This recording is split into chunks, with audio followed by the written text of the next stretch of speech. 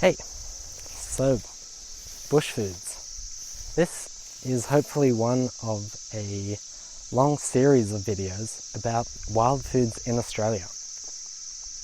There are many different types of edible species. Right now we're in the outback, Central Australia, and while it's barren, there's enough to survive on. This is the plant that I'll be talking about today.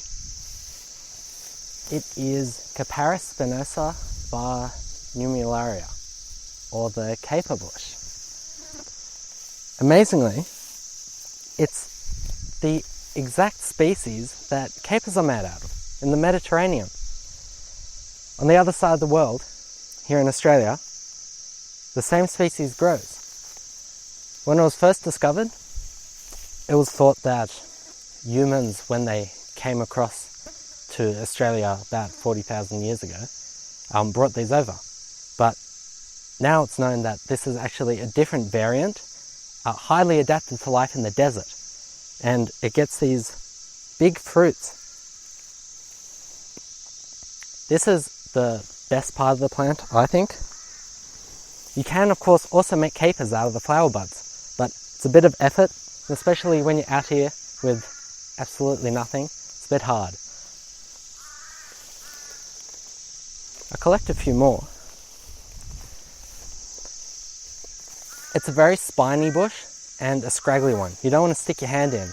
The spines come off. They're hook-shaped. They embed themselves into your skin, and they're a pain to remove. Another issue with these plants, ants love them. Especially the best tasting fruit.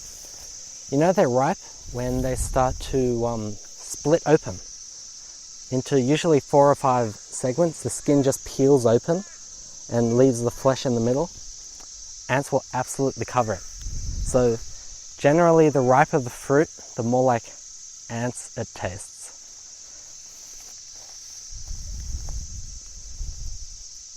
So I tend to pick slightly unripe fruit. Nice. Slightly unripe fruit. They're ripe when they start to split. That's what they look like before they split. They have a very convenient segmented stem, so you can hold lots at the same time. And it's also good if ants are covering them. You can sort of shake them and they won't fly away. The fruit, that is. These plants, the caper species, they're in the mustard order, and you can definitely taste it. They are very high in mustard oils, especially the skin, and you can actually make mustard out of the skin. You don't want to eat this fresh. It's very strong. In the way that hot mustard is very strong. It's almost exactly the same. You eat the pulp.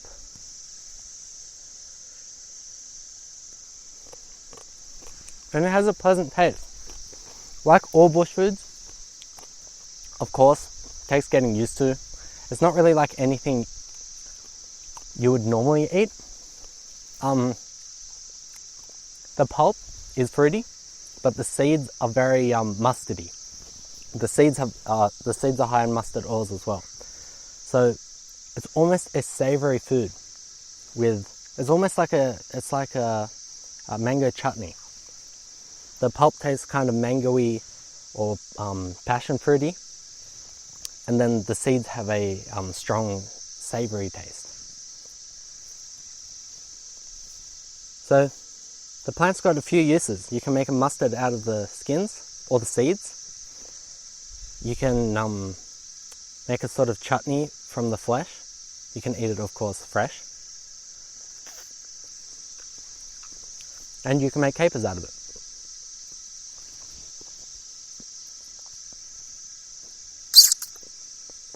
It's very high in thiamine. And I find also, because I'm sure the mustard oils because it's pretty strong. It's a good appetite suppressant. You can only eat so many before you feel full, even though you haven't actually eaten that much.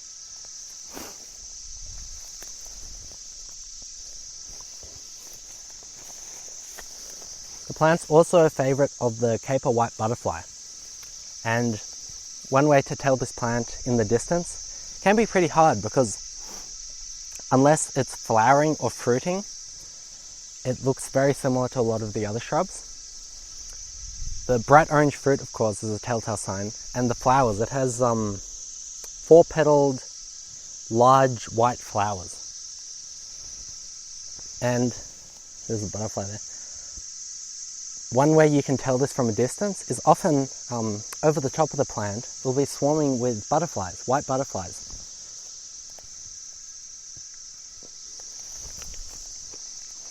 Which feed exclusively on the plant. They're called Caper white butterflies.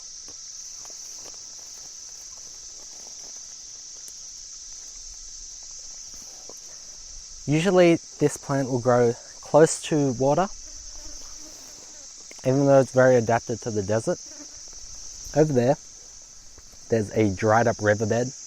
There's no water in it, but this is the place that most water would be when it rains, on that rare occasion.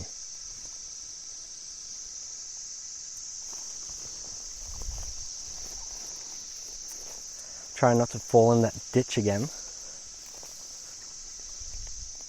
I don't think I'm going to risk it. So yeah, that's about all. I'll see you on the next video.